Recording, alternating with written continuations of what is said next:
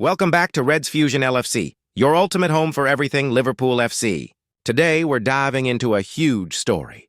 Mohamed Salah's honest admission after his landmark goal in a vital win that could define the Reds' season. What did Arne Slot hear in the 60th minute, and what does it mean for Liverpool's future? Stay tuned because this one speaks volumes about Salah's legacy and a clear message sent across Anfield.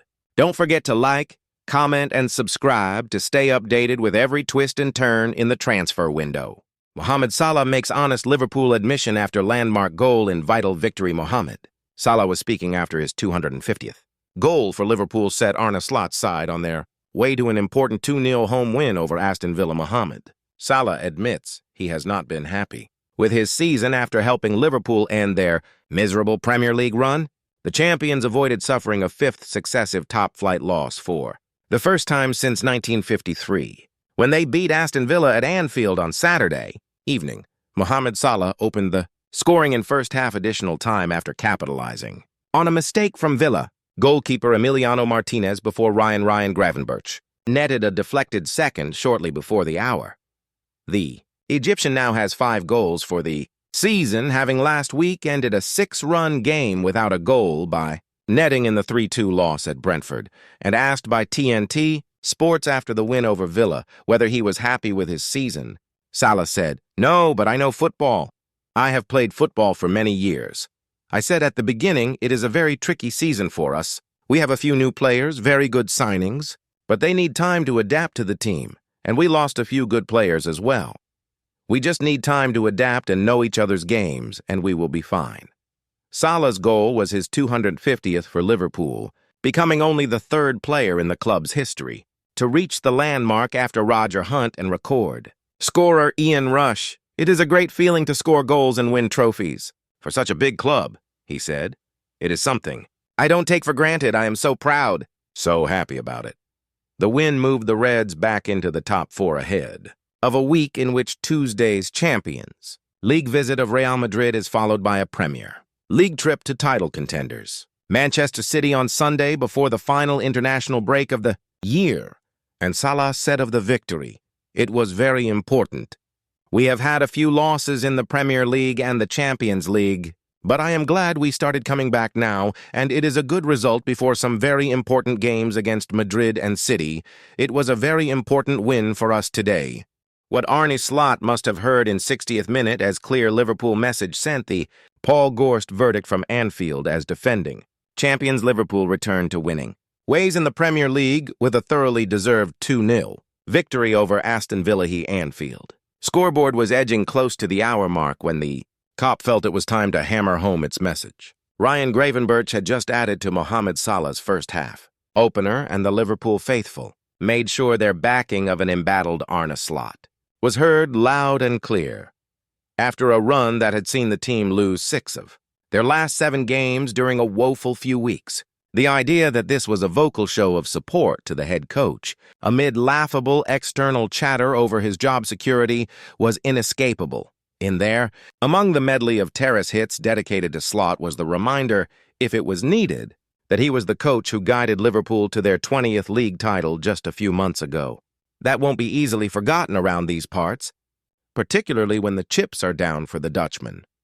And it was no coincidence that after a big spending summer of sweeping changes within the playing staff, Slot found a result when it was most needed by going back to basics. Hugo Ekitike was the only outfielder who started this 2-0 win over Aston Villa, who wasn't at the club last season. And the decisions to restore Andy Robertson at left back for Milos Kerkez and revert to a midfield 3 of Alexis Mac Allister, Ryan Gravenberch, and the outstanding Dominik Szoboszlai were inspired. The Reds just looked a much more organized unit as a result. Having conceded inside the first 15 minutes of each of their 4-game losing streak, a solid if unspectacular start was just what Slot will have ordered.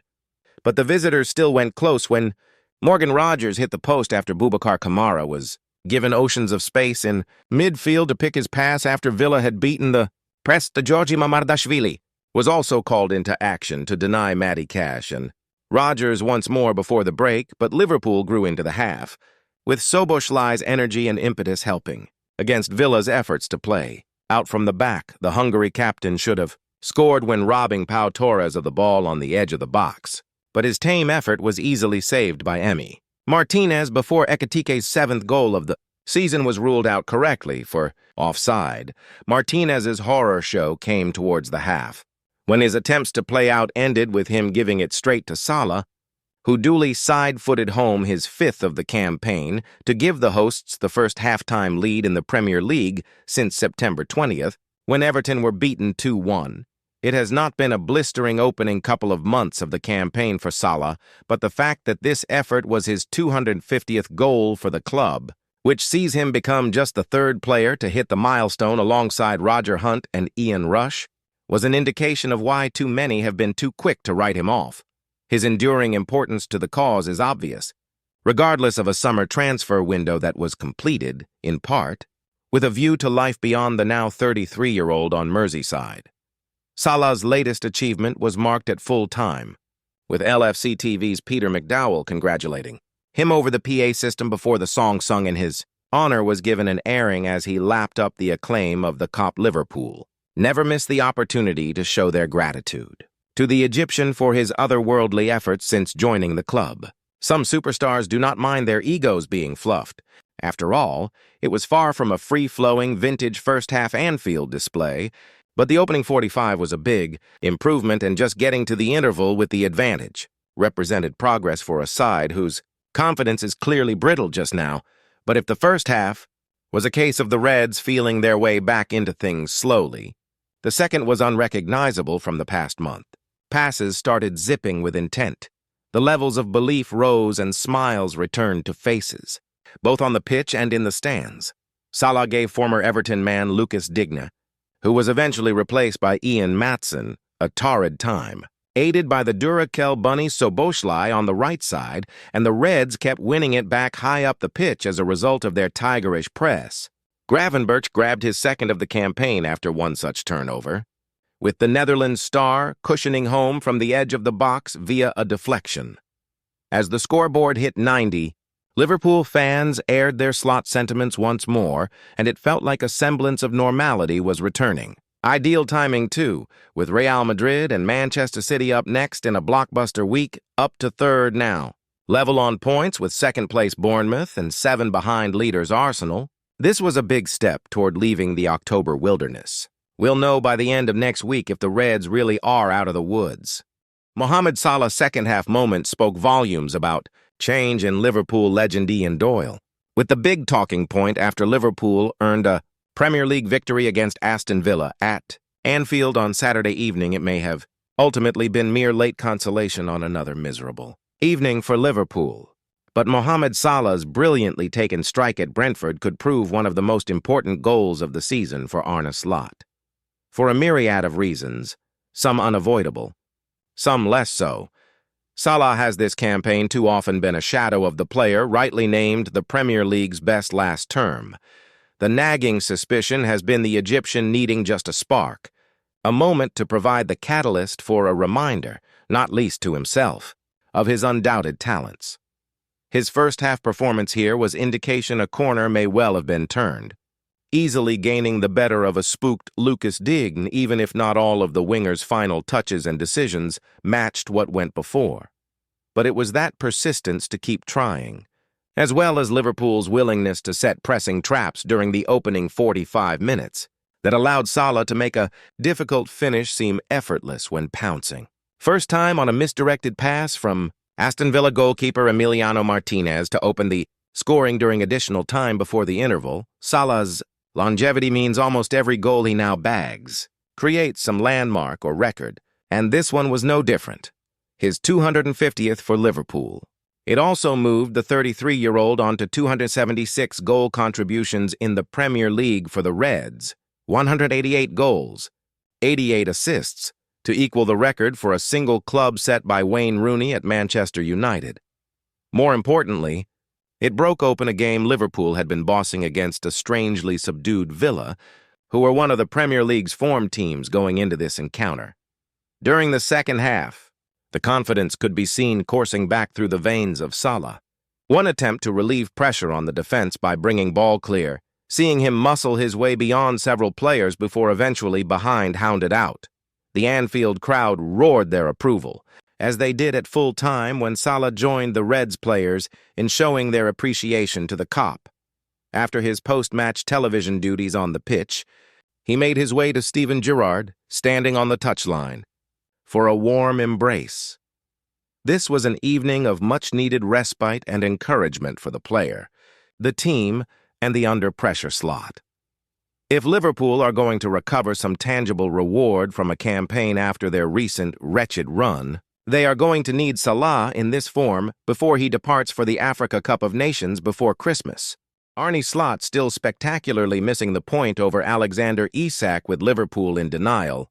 Alexander Isak has struggled to make an impact at Liverpool since his 125-meter move from Newcastle United, with the striker yet to score in the Premier League. While Nick Woltemade found the net once more for Newcastle United in Wednesday's 2-0 Carabao Cup fourth-round triumph over Tottenham, matters aren't progressing quite as smoothly for the player he replaced.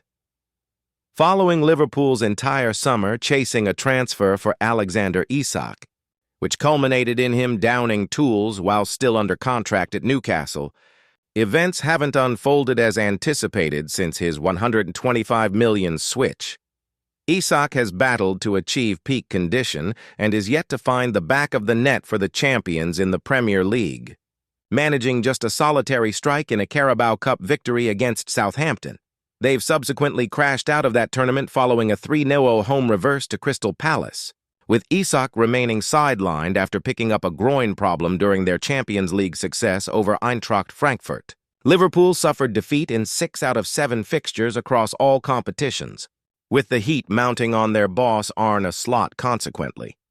And whilst he persists in trotting out justifications for Isak's disappointing beginning, plus the club's extensive injury catalogue, rather than examining the striker's own behavior, Newcastle's handling of the Swedish international remains firmly in his crosshairs. "We handle the situation as it is," Slot said this week. "Alex, let me use as an example, preseason was inside the season. People ask why he plays? Otherwise, I have to play Hugo every game. Both strikers, Owen Hargreaves showed me, both played 34 games last season. We play 60 over here, so I need Alex having as many games as he can. And that has been something with him and a few others. Frimpong, Bradley. If one is out, one has to play more. Hence, Szoboszlai at right back more. That has been something every team, so it's not an excuse, but it was a bit different than last season. Last season, they all had 1-year Premier League experience as a minimum. They stayed fit. Now, some have to play more than you want them to, but it is just the situation as it is.